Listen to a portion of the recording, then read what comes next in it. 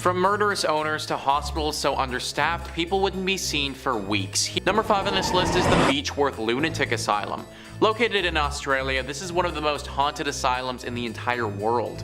Thrillist says, formerly the Mayday Hills Lunatic Asylum, now La Trobe University's scenic Beechworth campus, this place saw 128 years of terror before closing in 1995.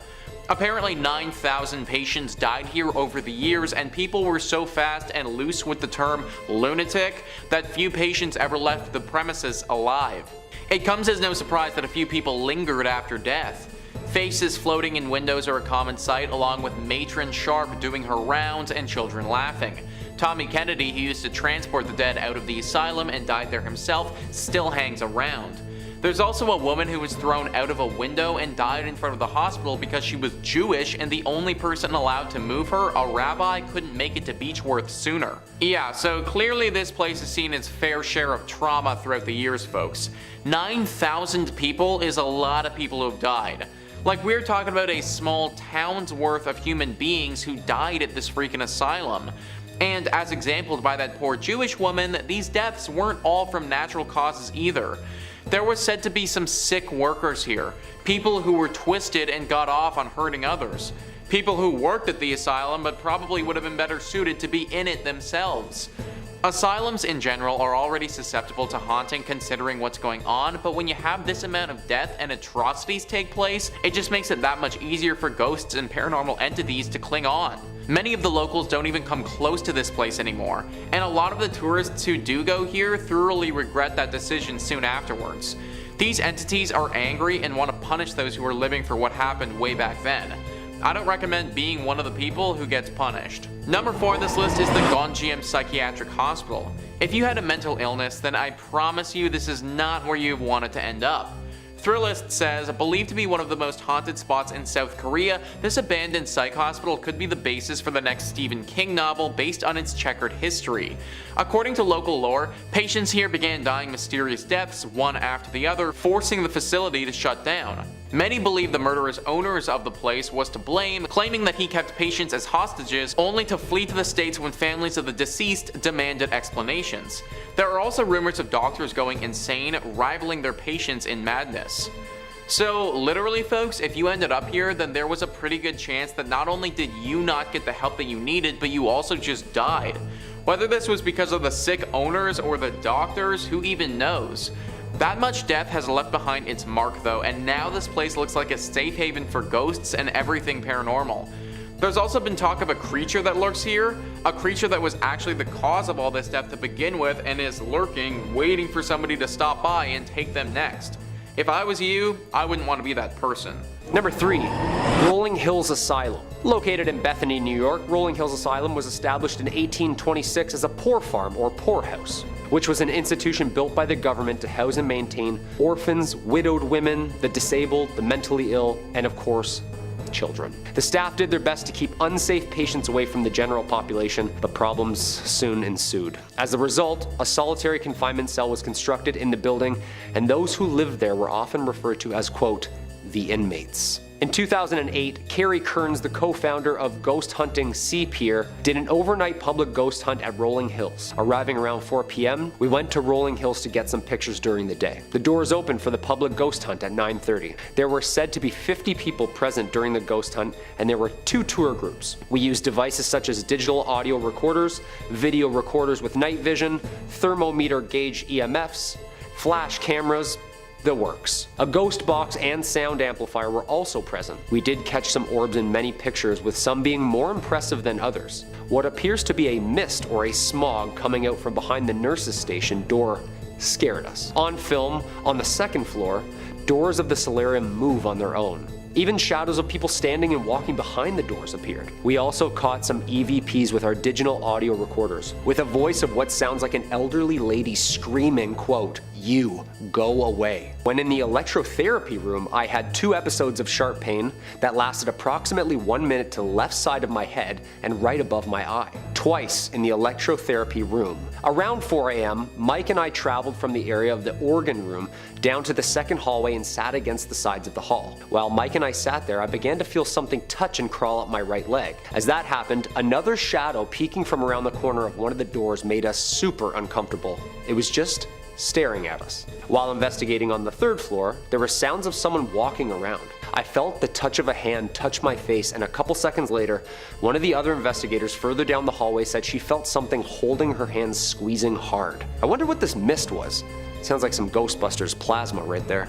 Number 2, Penhurst Asylum. In October 2019, Ripley's Believe It or Not spent a night at one of the most chilling and gruesome asylums that ever stood. Penhurst Asylum in Pennsylvania has been called many things. Ghost Ward, the Crazy Kids, and of course, one of the most haunted asylums on Earth. The team spent a night and had this to say about its history and their experiences. Penhurst's long history of misconduct of children, for example, used punishments such as the removal of children's teeth if they were labeled a biter. The employees' cruelty has been well documented over the years, and is that of Dr. Jesse G. Fear. Literally the worst name for a doctor. Chris Levine, an open-minded skeptic, and Flip Searless, team leader, were just a few of the crew who spent the night with a variety of audio recording devices. Apparently, the Echo Vox, which is a tool for investigators, started playing kids' jingles. Quote, "We were getting a lot of different children's songs, but the one on repeat was Pop Goes the Weasel. It was pretty terrifying because we heard kids singing along with the Echo Vox in the background." Flip had asked, "Can you see us?" And the children's voice on the spirit box came back and said, "Yes." "How do you see us?" And the kid's voice said, "As ghosts." As we head down into the basement, a prominent ghostly figure is waiting for us. The King. A menacing figure popular with the paranormal enthusiasts who visited Penhurst over her years. The King was a maintenance worker here from the 40s. His domain? The boiler room. He was not well, and he was known to treat the patients cruelly. He's known to come across on EVPs as a large, shadowy figure creeping around corners, and he'll even touch you. Though they're uncertain if he's a poltergeist or demonic entity, he's come across with a creepy laugh. He told us his name, and the crew even had a full conversation with him. After listening to the Ghost Box recording, the team were nervous when they heard the King yelling, "Leave, leave, leave." We started on the right foot because I offered him a cigarette and asked him if he wanted to smoke. He said yes. Fast forward 10 minutes and he clearly did not want us in that room. He would just repeatedly yell, "Leave." That's horrifying. After asking what would happen if we didn't leave, the King's voice screamed, "Choke." Spooky. Okay. And coming in at number 1, Waverly Hills. Opened in 1910 in Louisville, Kentucky as a 2-story hospital to accommodate 40 to 50 tuberculosis patients, Waverly Hills earns its gruesome history from its tortured patients, ghastly medical experiments, and the infamous body slide, aka body chute, aka the death tunnel, where the dead were transported down and collected at the bottom by a group of staff who would collect them to be cremated or buried. A true ghost tale has featured numerous stories by visitors to Waverly Hills Sanatorium. In one of these cases, an experience was of Mary Lee. She was a young woman who lived in the sanatorium while it was open. On September 10th, 2006, Tom Halstead of Missouri Paranormal Research took a photograph of a ghostly apparition that looked almost exactly like Mary. Some believe Mary is the nurse who hung herself in the haunted room 502, while others believe she contracted tuberculosis herself from a prolonged exposure to patients due to the sounds that they hear, mostly coughs.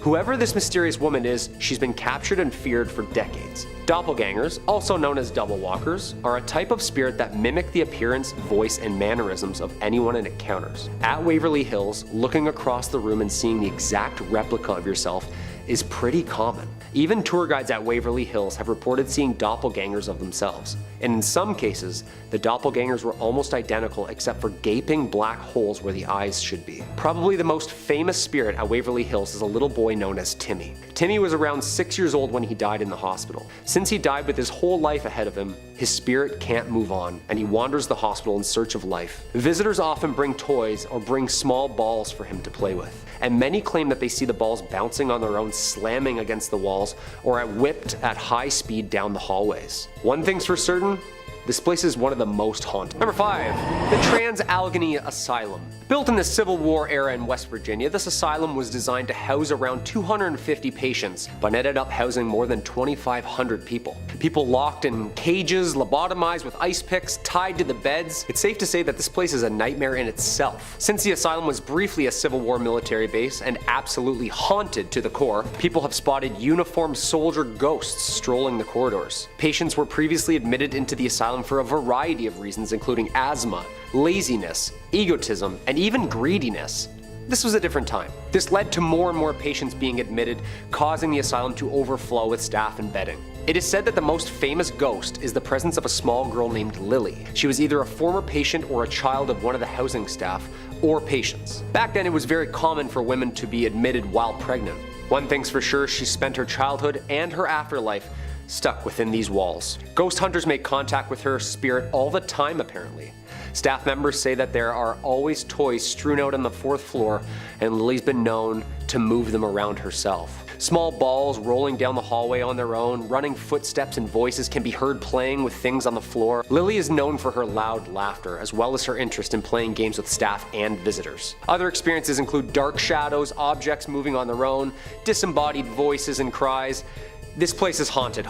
Today the asylum is used as a historic and ghostly tour hotspot in which haunting stories combined with the decaying look of the structure creates the contrast that the asylum is well known for. The asylum itself was created with good intentions. It was meant to treat people who needed care, but soon it became misused and the people it originally meant to care for were horribly. After closing its doors for good in 1994, they reopened to educate and tell the tales of the patients themselves who lived and died within these walls. Number 4. Danvers State Hospital. Located about 21 miles north of Boston, the hospital opened on May 1st, 1878, and the hospital's first patients arrived only days later. The inspiration for H.P. Lovecraft and Batman's Arkham Asylum due to its gothic look and its twisted patients. This asylum followed in the same footsteps of any classic mental asylum. It was only meant for about 500 patients, but ended up housing around 2,500. Low staff, no rooms, and of course treatments such as shock therapy and lobotomies. This asylum was the very first to operate the transorbital lobotomy, where an ice pick is inserted through the eye socket and into the brain.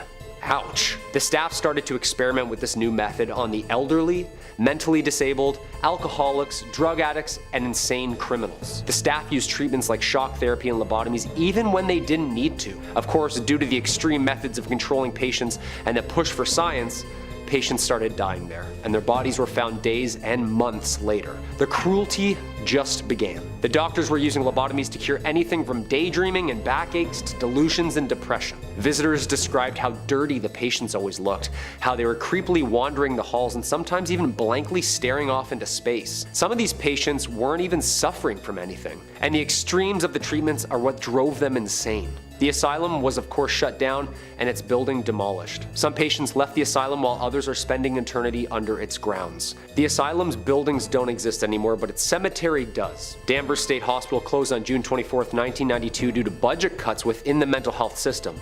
And the 770 patients who died at Danvers were buried in the numbered lots on the property, with the hospital replacing traditional headstones with patient numbers. This is just one act of cruelty and dehumanization the hospital was known for. In third place, we have the case of purple scrubs.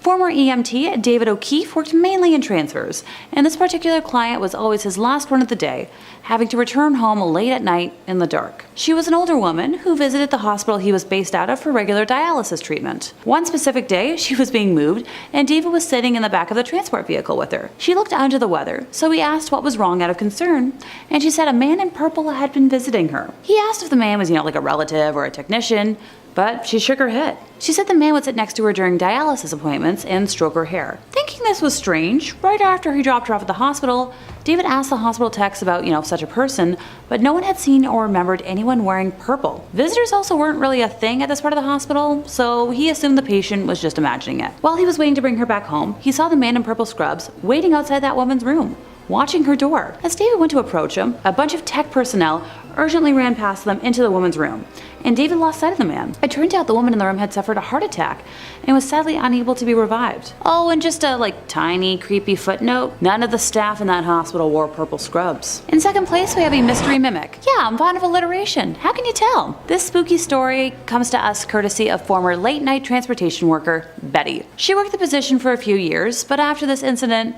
did everything possible to never work a nighttime shift ever again. The transport home base was in the basement of the hospital, where all laundry was done and all supplies were sorted and housed. On this particular night, Betty was the only one in the basement when she heard whistling at the end of the hallway by the elevator and poked her head around the corner expecting to see her only coworker on duty that night, but there was absolutely no one there. And so, she shrugged it off. That night in particular was slower in pace, so she opted to take a snack break and veg in the break room for a bit, when she heard a loud bang out of nowhere.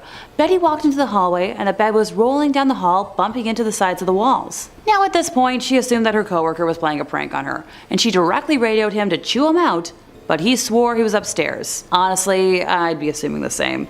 I've had a similar situation in a haunted house I used to work in at an old theater, but Betty was smart about it and determined to catch her coworker in the act. She started walking down the hallway, and as she passed the laundry room, all the machines started up. She poked her head in, expecting to find him, but the room was completely empty. Just a tiny worrisome spooky flag. Nothing to worry about, right? As she walked into the laundry room, the machines came to a complete stop. Betty froze at first before regaining her senses and making her way towards the elevator, when she heard whistling from the other end of the hall. Now at this point, she's certain that she's the only worker in the basement and is repeatedly pressing the elevator buttons in an attempt to rush it. As she was waiting for the elevator, things started falling off the shelves down the hall. Betty could only stare in shock as boxes of gloves, tissues, and packages of tubes fell off various racks one by one. Her entire body broke out in goosebumps, every hair standing on its end, and the feeling of being watched had completely consumed her thoughts. When the elevator finally arrived after what seemed like forever, Betty felt the sensation of someone brushing her arm and screamed in panic. Upon exiting the elevator upstairs, she made a beeline for the cafeteria, where her coworker actually was, and broke down explaining the entire ordeal. Now, before y'all ask, but Alexa, how was this spirit a mimic? Turns out that Betty usually whistles to herself at work at night, chats with the laundry folks during daytime shifts, and the items that fell off the shelf slowly were common items that she would have to retrieve. Yeah, big note for me on this one. In first place, we have terrified security staff. Security guard Mason claims that while he wants his location to stay anonymous, he used to work overnight security in one of the largest, best, and oldest hospitals in the USA. He and his fellow security officers all have stories about one building in particular, which was built in the late 1800s and was the original psychiatric building for this hospital. Now, being the late 1800s, not much was truly known about psychiatric disorders at that time. On top of that, this hospital was known for its medical research. Sadly, with what we all know about history, when you combine the two, that spells out a lot of nightmares. A couple years before Mason started working security there, this building in particular had been converted partially into offices after the newly built part of the hospital had dedicated a section for the updated psych ward. Mason's rounds for the first night of our tale happened to include, yep, you guessed it, that building. At night, this building was empty, due to most of the staff who worked in those offices leaving by 5 p.m. every day. Apparently some folks like to rush home, which is fair, but they would leave their office doors unlocked, which was a big no-no, due to medical information being located in their offices. Big confidential stuff.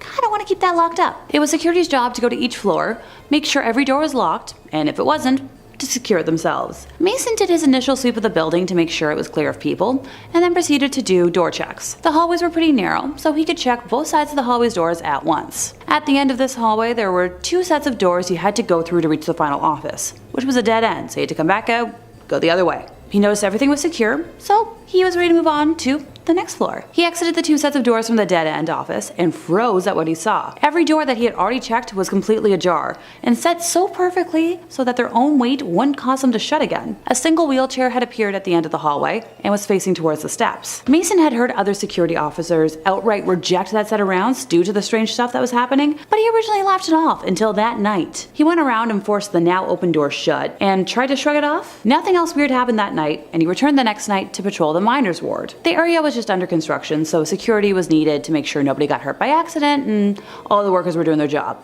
Safety first. When Mason was hanging out in the break room before his shift officially started, other security guards were discussing various reports of seeing a young, human, with brown hair who would disappear randomly, and Mason dismissed this as just gossip meant to spook off the newbies. An hour into making his rounds, a foreman who had stayed late called security and asked for a security officer to come up because, quote, a youngin' with brown hair had locked himself in a room and he didn't want him to get hurt with all the open wires in there. Mason answered the call, went and unlocked the door for the foreman, and looked in a 20x8 room for about 10 minutes, and upon seeing no one, called it in as a false alarm. He attempted to shrug it off until he received a call for backup in the psych ward, and when he arrived, he noticed the patient was in a state of panic near the remnants of a shattered chandelier. Now, before he had experienced the abnormal happenings in this building, Mason claims he would have written off his testimony as idiocy, but the patient claimed that something held him in that spot as the chandelier started swinging wildly until it started to fall. When it started to fall, he was let go and allowed to move, and scrambled out of the way before it hit him. Now, this was the beginning of the end for Mason,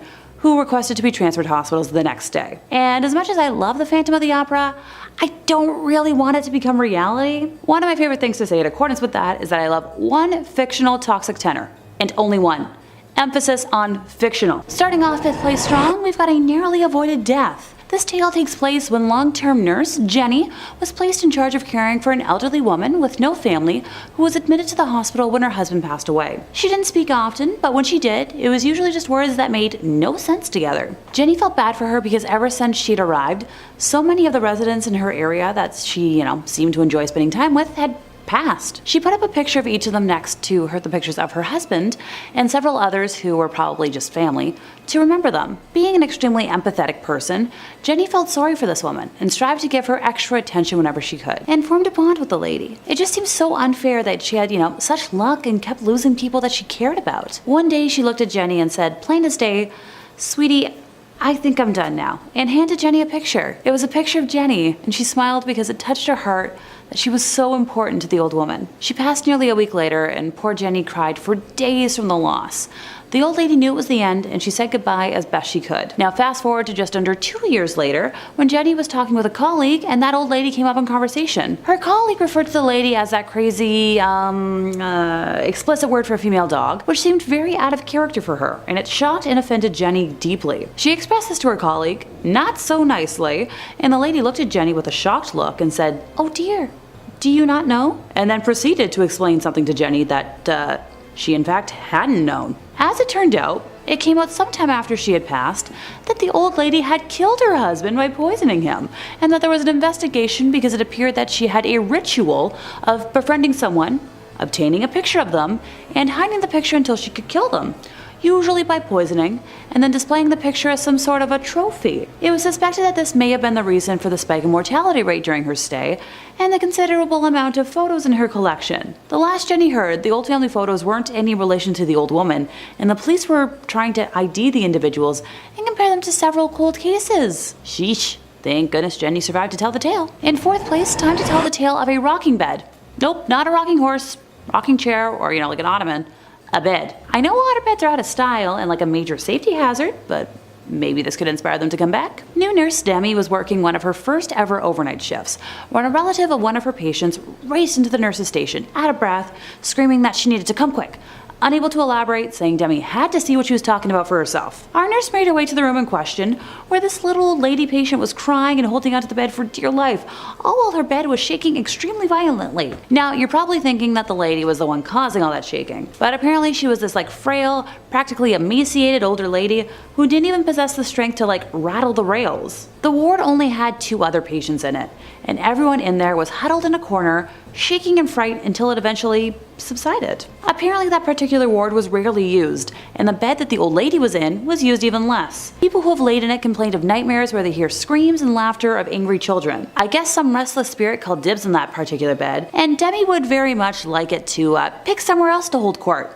Please and thanks. Coming in at number 3, we have Severals Hospital, England. Severals Hospital is a former psychiatric hospital located in Colchester, Essex, formerly managed by the North Essex Partnership University NHS Foundation Trust. It quickly became one of the scariest and most haunted hospitals in the entire world. Now, for a period of time, this was the leading hospital for electroshock therapies, as well as lobotomies in all of the UK. In the 1950s, psychiatrists experimented with new treatments on patients, now considered unsuitable, such as the use of frontal lobotomy. Many of the patients housed at Severals Hospital weren't even mentally ill, yet were still given these barbaric treatments. treatments. In fact, in some of the records, patients range from women who gave birth out of wedlock to moody teenagers. Following the treatments, many people were never the same, with some even passing away during the stay at their hospital. During World War II, the hospital was severely affected due to bombs being dropped by Germany, resulting in 38 women being killed, with many more injured. Now the hospital is closed, however, people that visit the grounds often report a very deep sense of fear, sorrow, and even mourning. Some visitors have even reported to see shadow people lurking in the corners of some of the rooms. As of today, the hospital is no longer open to visitors, with it remaining completely abandoned. However, some urban explorers still roam the remains to see if the hauntings are true.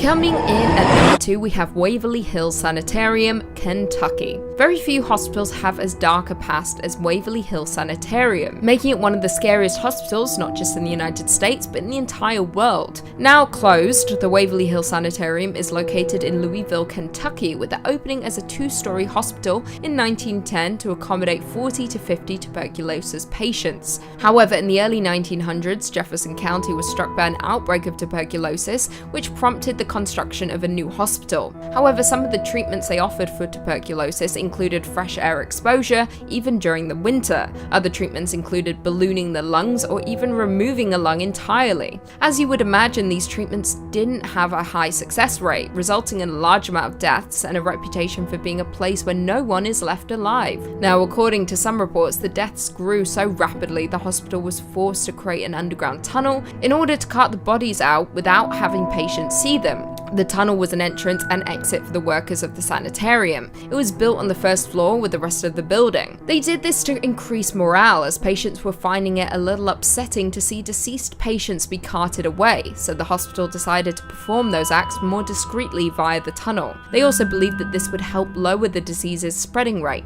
Now, once TB rates began to die down, the sanatorium became a mental hospital that quickly became overcrowded. Patients would often undergo treatments such as lobotomy, not to mention experimental procedures and physical abuse by staff. These days, it is known as one of the most haunted hospitals in the world, which houses the room where a nurse killed herself after finding out she was pregnant with the doctor's baby. And finally, coming in at number 1, we have Beechworth Lunatic Asylum, Australia. Australia is filled to the brim with terrifying wildlife that could, on any given day, potentially kill you. So saying that, it might not come as much of a surprise to know that Australia has some equally as terrifying hospitals, including Beechworth Lunatic Asylum. Originally known as Beechworth Asylum, this is a decommissioned hospital in the town of Victoria, Australia. It ultimately closed in 1995 after 128 years of operation. For those 128 years, Beechworth Asylum was home to some of Australia's most violent criminals. It was also notorious for its abusive staff members, as well as for a number of unexplained disappearances. It is said that Beechworth conducted some of the typical medical treatments of that time, including straitjackets, restraint chairs, and isolation cages, all of which were standard forms of treatment for those suffering from mental illness. Now, all it took to land you in Beechworth Asylum was a couple of signatures, one from a friend or relative, and the other from a doctor. So saying that, it was easy for people to get rid of husbands or wives that they didn't want around anymore. Now, with such a troubled past, it will come as no surprise to learn that Beechworth is haunted, with one sighting involving the ghost of a nurse, Matron Sharp, who was said to wander the halls of the asylum, presenting a comforting presence. One of the cruelest aspects of Beechworth was what is known as ha-ha walls. Now, the key feature of these walls was a trench built on the interior of the asylum's walls. Now, this in turn made the wall appear low enough that it seemed that the inmates weren't actually imprisoned, whereas on the inside it ensured that none of them could actually escape. Coming in at number 5, Poveglia Island, Italy. At first glance, Poveglia Island may seem like a picturesque Italian island. However, it is actually home to one of the scariest haunted hospitals in the world. For more than 100 years, beginning in 1776, the island was used as a quarantine station for those suffering from the plague and other diseases, and later as a mental hospital. The hospital itself was an absolute nightmare, with one doctor in particular being known for performing cruel experiments on patients, oftentimes with no anesthetic, sanitization, or even respect for keeping the patients alive. Now, some reports say that karma got to the doctor, and he in turn began to suffer from all the tortures of the dead, because he eventually flung himself from the hospital's bell tower, killing himself in hopes of freeing himself. The hospital was met by a lot of death, with it rumored that 50% of the soil there is human ash. As you would expect, the island is now home to some terrifying paranormal activity, with people risking their own safety to explore the abandoned hospital, but those that do often leave shaken, claiming they felt watched. Some even claim to have seen shadows that followed them around the place, heard voices, or seen things move by themselves. Very creepy indeed. Number 3 on this list is the Riverview Hospital. This hospital is located in British Columbia and was still operating and doing some horrible practices way longer than anyone would care to admit. It was first built in the early 1900s in a less populated part of BC.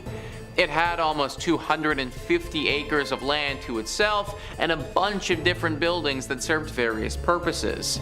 There was one building called the West Lawn Pavilion, which actually was said to house the most disturbed male patients in the whole country. This part of the hospital eventually shut down in 1983, but the rest of the place, where a bunch of questionable practices were going down, that didn't shut down until 2010.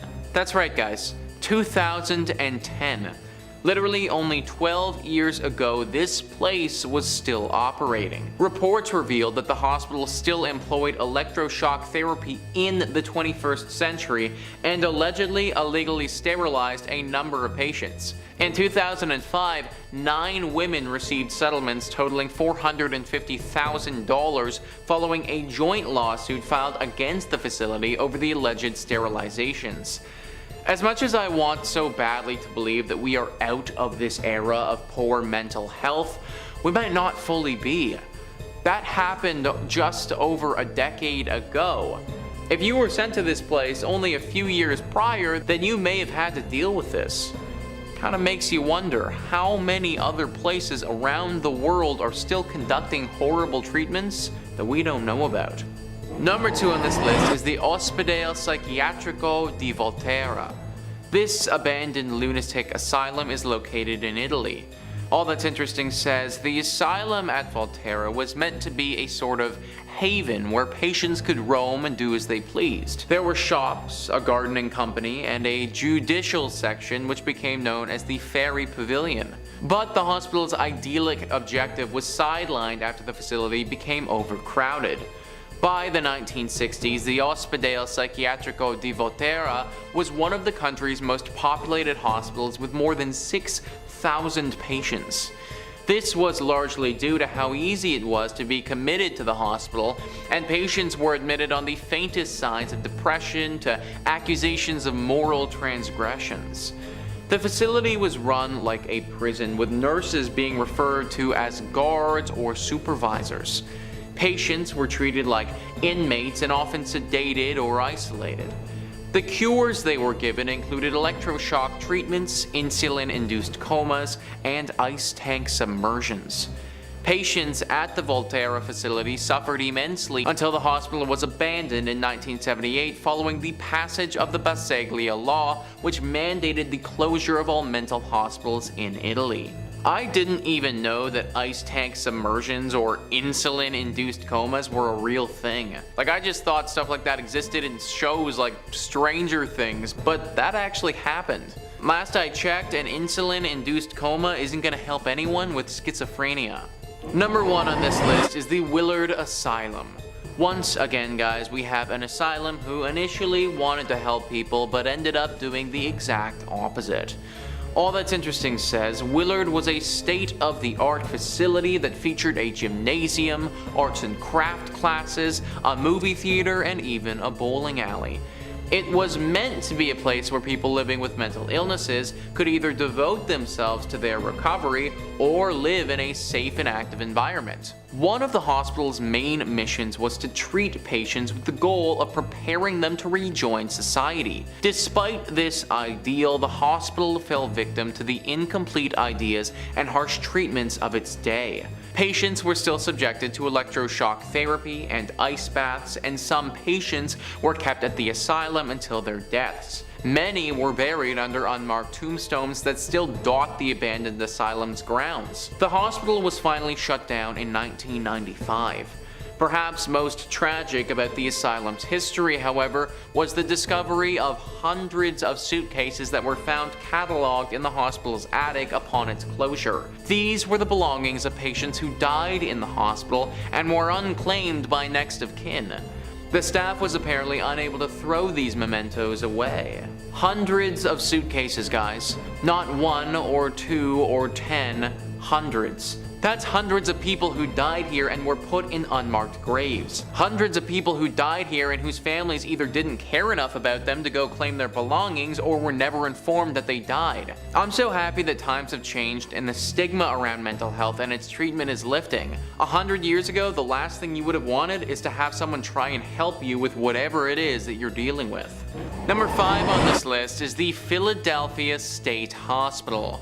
This place is abandoned now, and based on the atrocities that happened here, that's for good reason. All That's Interesting says, in the early 20th century, abuse against patients in these mental asylums was rampant, but few places were as violent as the Philadelphia State Hospital at Byberry, where multiple homicides were later uncovered. The facility opened in 1903 as a working farm for the mentally ill, and patients from other overcrowded mental health hospitals were sent there to heal. But the humble treatment facility quickly became overcrowded itself and was expanded into a multi-campus hospital. In 1919, 2 orderlies confessed to strangling a patient until his eyes popped out and then blamed their actions on PTSD from World War I. Despite their confession, the 2 orderlies were kept on staff and even given a pay raise. And this violence continued for years. In 1989, a groundskeeper stumbled upon the corpses of at least 2 other patients. Violence between patients was just as common. At least one staffer reported witnessing a patient stabbing another patient with a sharpened spoon in 1944. Unethical medical practices were also reportedly carried out in the now abandoned asylum. The pharmaceutical company Smith, Kline & French owned a lab at the hospital where they allegedly conducted questionable testing on patients, likely without their consent. They had people working here who literally murdered one of the patients, and instead of doing anything about it, they just gave them a raise. These were different times back then, folks, and this asylum saw all the bad parts of this era. This murder happened all the way back in 1919, and this hospital kept running like this all the way until 1990. 1990 isn't that long ago, guys. We are only a few decades removed from this horrible institution operating. And the crazy part about all of this is that a place like this is meant to help people. What a joke that ended up being. Number 4 on this list is the Beechworth Asylum. This asylum has definitely been talked about on this channel before in relation to haunted asylums. All That's Interesting says, in October 1867, the sprawling Beechworth Lunatic Asylum was opened in Australia. The facility was built on a hill due to the erroneous belief at the time that high altitude could cleanse patients of their mental illnesses. As was typical of early institutions, the abandoned asylum took in a massive number of patients. At its peak, it housed about 1,200 patients and employed 700 staff members. Also, like most facilities of the 19th century, the treatments at Beechworth were notoriously violent. Doctors subjected patients to straitjackets and shackles. Electroshock treatments were common practice there, so much so that they were reportedly mass shock sessions where nearly the entire patient population was shocked simultaneously. Given the extent of the mistreatment that took place at the asylum, it may not come as a surprise that the facility, which was finally closed in 1995, is said to be extremely haunted. Those who worked at the hospital during its last years alleged that the hauntings began long before the hospital was shuttered. The most famous ghost who's seen these days is Matron Sharp. She was said to watch over the patients as they were shocked by the other nurses and doctors. If you ever saw her coming to your room, then there was a good chance the shock therapy was coming for you next. Now you can sense her due to a dramatic cold presence that fills the room.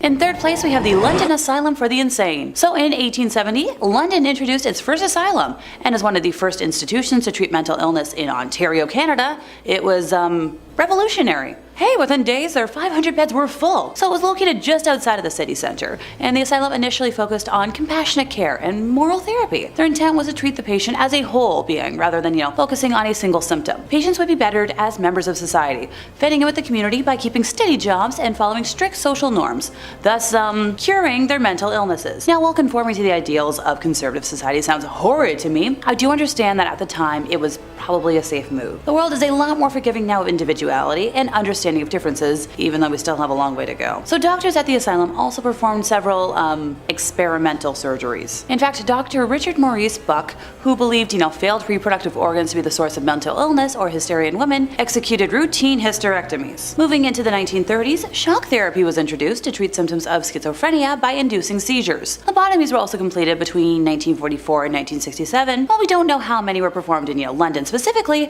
there are about 1,000 between these 23 years across Ontario. One reason that someone would be sent to the asylum includes sexual deviation. What is, shockingly expectant is that body self-love was identified as the root cause of a majority of mental illnesses. So Dr. Buck thought he had remedied this self-harm by inserting a metal wire into the foreskin of a man's penis so that the act would be too painful and uncomfortable. So what this doctor did not know is, that self-love is actually a positive action for sexual health and is not the cause of mental illness, as he would later discover after 11 failed attempts of reversing what he did. What am I forgetting? Feel like there's something I haven't mentioned yet. Oh, right.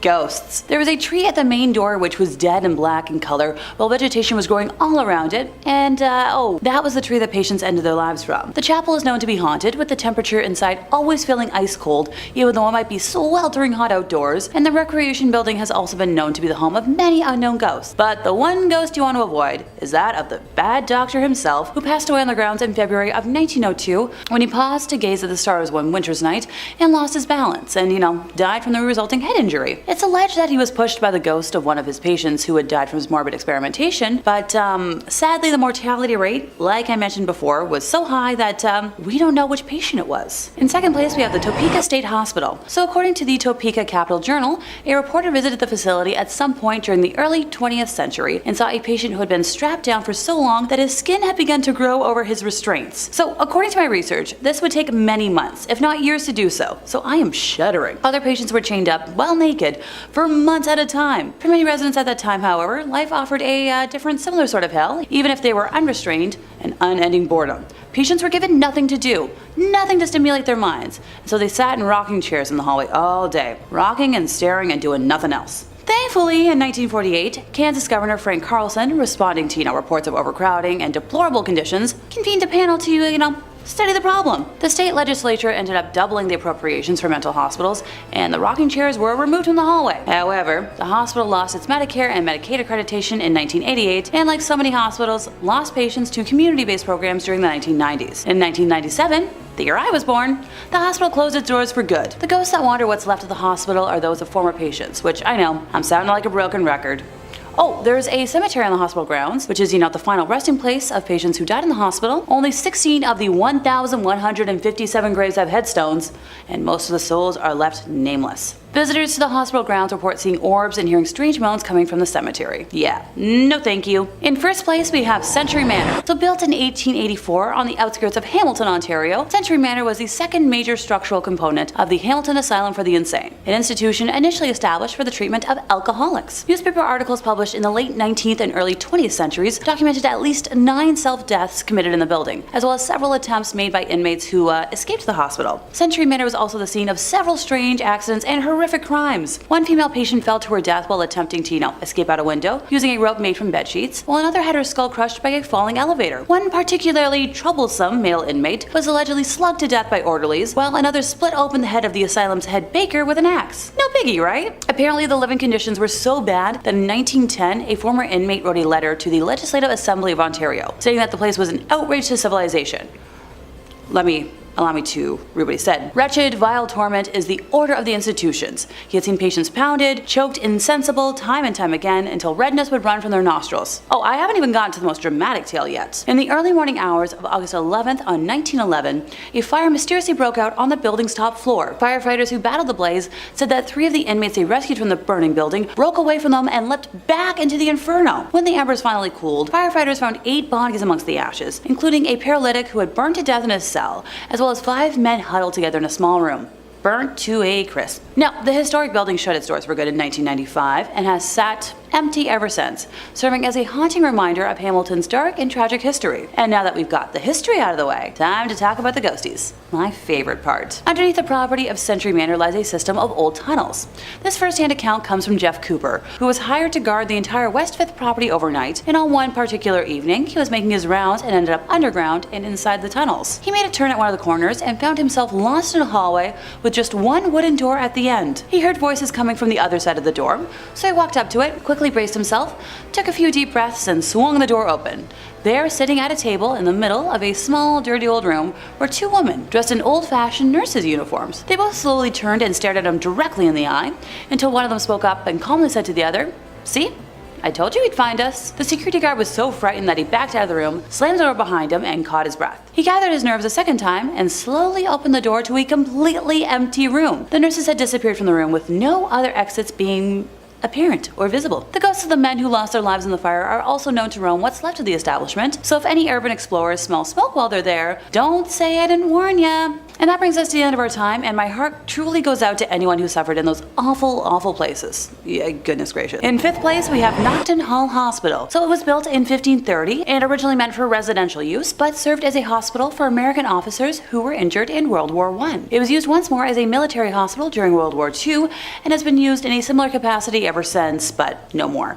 In the 1980s, it was once again put to private use, but by the 1990s, a significant fire had rendered it uninhabitable. Time for the dark stuff. It's alleged that one of the male owners of the home sexually took advantage of and killed a young girl. Today, her presence has been reported by various people who were in the building. Many people claim to have seen the ghostly image appearing at exactly 4:30 a.m., since she's fond of standing at the end of staff members' beds in the middle of the night. Interesting that she chooses the 4 a.m. hour to appear, since 3 a.m. is usually the preferred time for spirits, since that's when the veil between our world and theirs is the thinnest. So this spirit has been blamed for the disembodied sound of sobbing around the building. The building is also said to have a resident gray lady, but information around her is a lot harder to find, so let me know in the comments if, there's any experts out there, because any ghostie with a missing story is super intriguing to me. In 4th place, we have the Trenton State Hospital, originally known as the New Jersey State Lunatic Asylum, later Trenton State, and now Trenton Psychiatric Hospital. It was the very first one founded on the Kirkbride Plan by activist Dorothea Dix, but it's more remembered for, its medical no-nos instead of its well-intentioned beginnings. Dr. Henry Cotton became the director of the hospital in 1907 and instituted treatments based on his own theories of mental illness. On the one hand, Henry, who had trained at Johns Hopkins under the eminent Swiss-born psychiatrist Adolf Meyer, had a very progressive attitude towards care for his patients. He did away with the mechanical restraints that so many other hospitals use to control patients, introduced occupational therapy,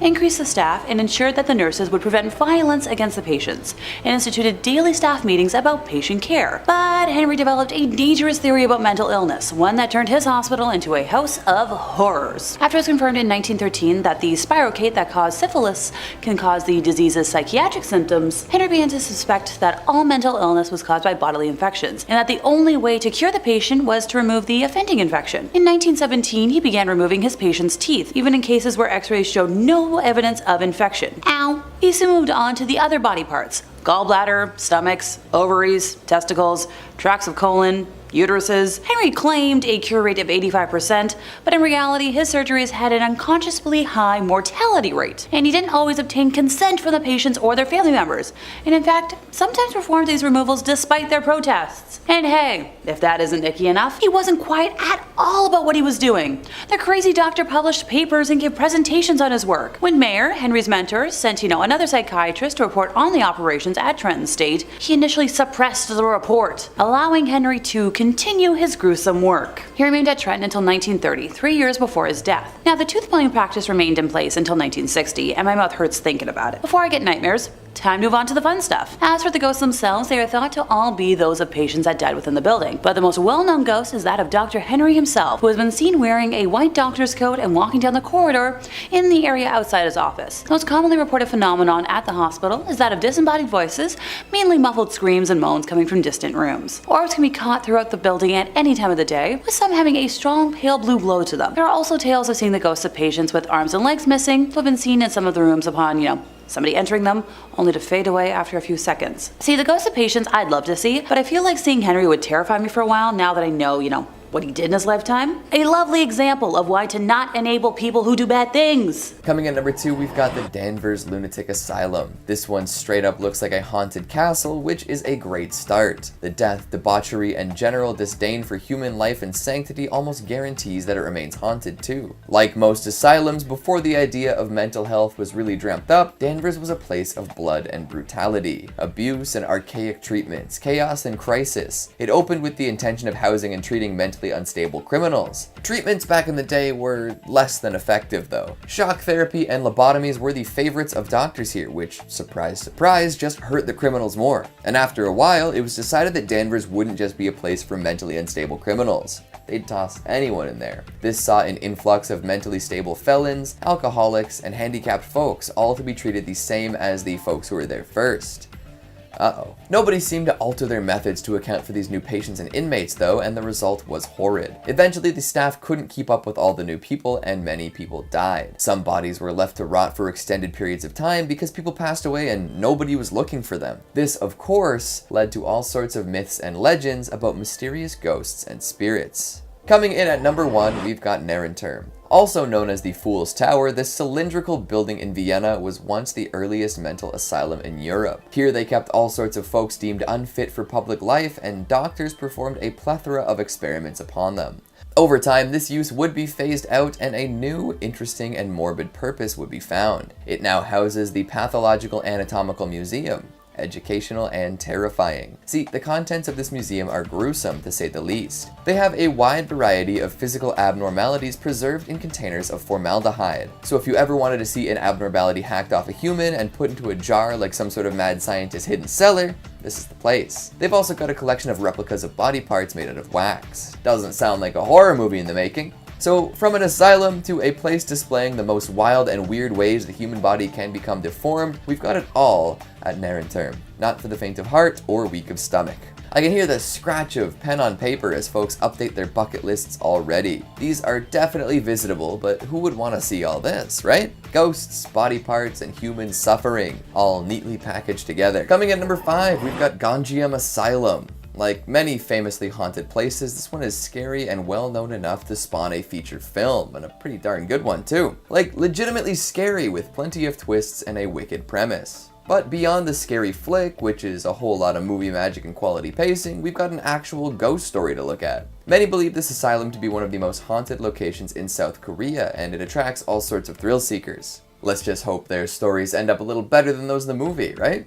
No guarantees. The tales surrounding this abandoned hospital are varied and plentiful, painting many a vivid picture of doom and terror. Most of the time, they don't really line up with each other either. This hasn't stopped rumors from proliferating though. If anything, the huge spread of stories and legends have increased Gonjiam's notoriety. The most common thing to hear about is that its patients started dying mysterious deaths one day, and the number of fatalities rose quite quickly. Nobody could explain why this was the case unless they were paranormal deaths. Terrible treatment and tragic deaths leading to the creation of ghosts, phantoms, and demons. The imbuing of a dark, evil energy at the place where so many had lost their minds and lives. As time went on, more stories escaped the facility, including the owner of the asylum being a murderous psychopath himself. He would keep people there against their will, regardless of whether their treatment was working or not. From time to time, this owner would kill a patient just for fun while keeping the others to be tortured. Only those who made daring escapes would survive to tell this story. Then there were whispers of doctors becoming just as unhinged as their patients, performing dangerous experiments and doing horrible things to those in their care. The more things became unhinged, the more cursed energy seemed to collect in the building. Now, if we're being honest, the real reason the asylum shut down has nothing to do with these activities, although a sewage problem could be a convenient cover-up for all the insanity behind closed doors.